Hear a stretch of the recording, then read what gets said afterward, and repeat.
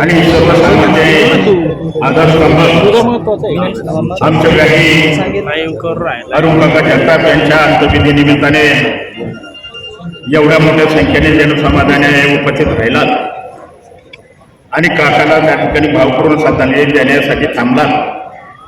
त्यांना सगळ्यांनाच मनापासून धन्यवाद देतो. आता काकाचा जीवनपट मला असं वाटतं माझ्या आधी प्रत्येक जणांनी श्रद्धांजली वाटण्याने सांगण्याचा प्रयत्न केला, परंतु काकाचं जीवन जर सांगायचं म्हणलं तर मला असं वाटतं इथून पुढे असा माणूस जन्माला सुद्धा कधी मला असं येईल असं मला काही वाटत नाही.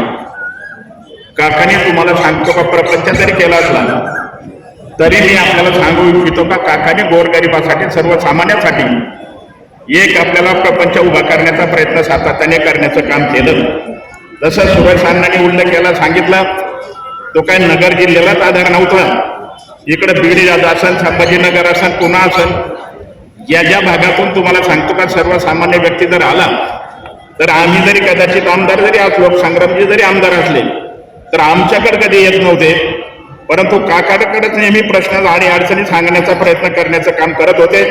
आणि काकांनी संपूर्ण जो येईल त्याला न्याय देण्याची भूमिका सातत्याने घेण्याचं काम केलं. परंतु आता जे आवडे लोकाला तो आवडे परमेश्वराला, या म्हणीप्रमाणे मला असं वाटतं काकाला निश्चितपणे त्या ठिकाणी म्हणावं लागेल. आज एवढ्या मोठ्या संख्येने मला असं वाटतं का हे जे आपण पाहतो का एवढी संख्या कधी आपण पाहायला पण मिळाली नाही.